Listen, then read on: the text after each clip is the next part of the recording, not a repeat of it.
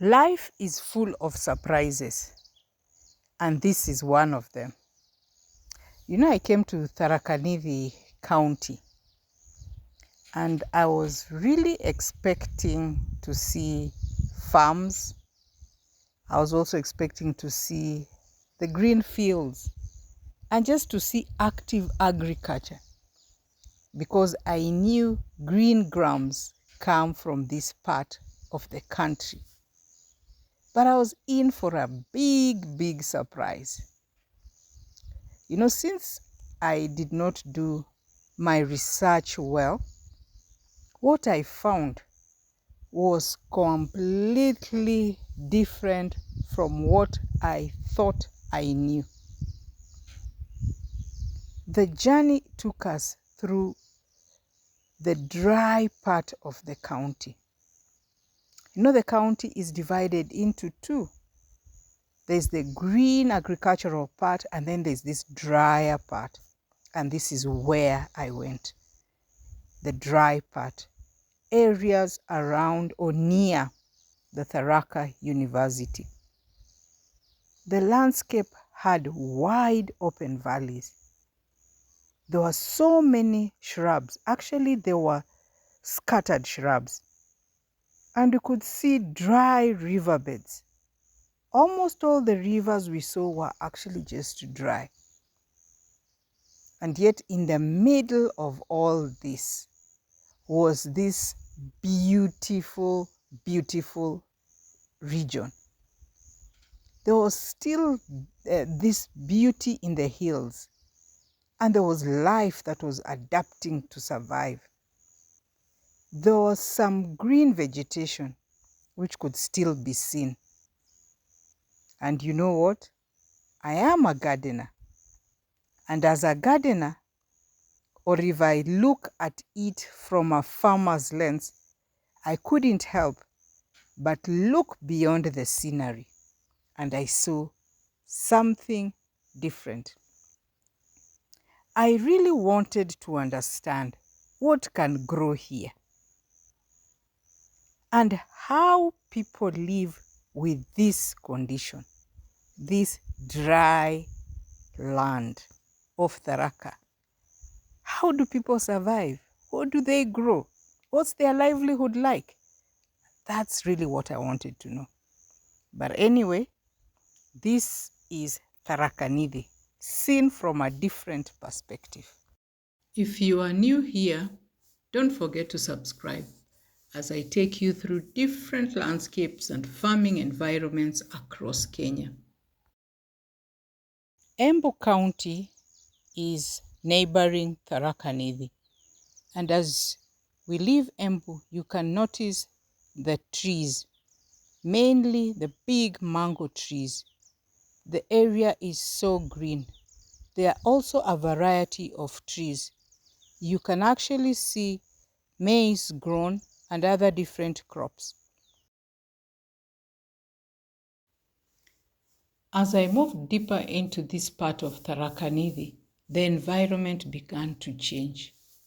The land became more open, with dry stretches. There were scattered shrubs and wide natural scenery.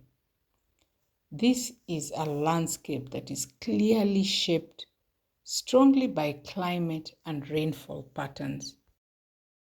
One of the striking things in this area is the presence of the hills and the valleys, and even baobab trees and scattered large stones across the land.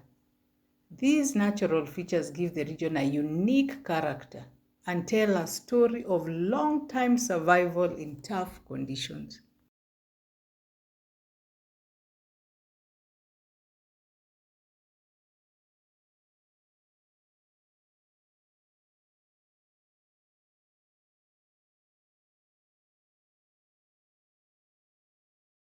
Instead of crop farming in many areas, livestock grazing is more common. Cows, goats, and sheep move across the open land, making use of the natural vegetation. In fact, this just shows how people adapt their livelihoods to the environment that they live in. There are signs of people living around here. Nice buildings, though few, but a vast majority of it shows that we have a lot of shrubs, big shrubs, but they are still green, meaning that there could have been rain, and this rain was not very long time ago, so that the shrubs are still quite green. However, when you look at the farms, there doesn't seem to be any sign, but we can see animals that are still drinking water from the roadside. If you look at the sky, it's quite cloudy, and I don't know what those clouds say. But anyway, let's assume that this is where you lived. What exactly would you do? In terms of farming, how would you keep yourself busy and earn a living from this place?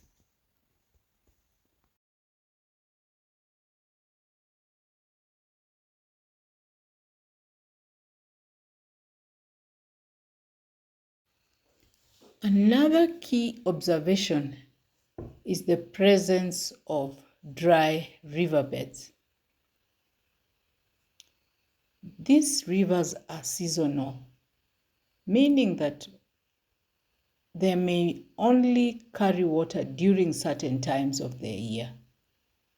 This has a direct impact on farming and water availability in this region.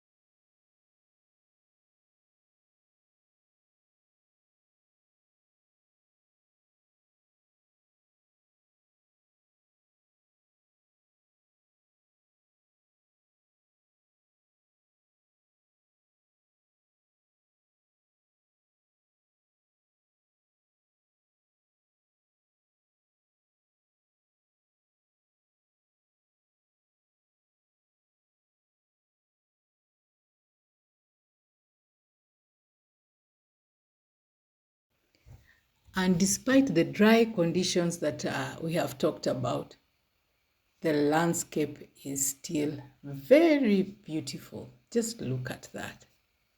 Nice hills, and the road is also quite good.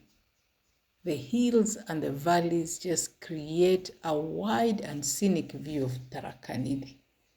It's a reminder that even harsh environments can still be visually stunning. Some regions are drier than the others, and this one is combined with rocks, big and small rocks, meaning that there may not be any agriculture taking place here. In fact, this is where we meet many loose surface roads and also places that the riverbeds have actually run so dry. And this is a common feature where the riverbanks are actually so dry. From a gardening perspective, this kind of environment requires careful planning and resilience. Crops here would need to be drought resistant and adapted to low rainfall conditions. because water conservation would also be very important for any successful farming. This journey made me realize how differently farming works depending on the environment. What grows so easily in one area may struggle completely in another, and an understanding the land is the first step in any form of agriculture. One of the things I know I should have done was to visit one of the farmers or one of the farms while in Thataha Nithi, but because I didn't do that, maybe next time. But thank you so much for walking with us through this journey, right from the start of Tharaka and towards these dry parts. We've learned a lot, and I want to invite you to watch our videos. See you on the next one.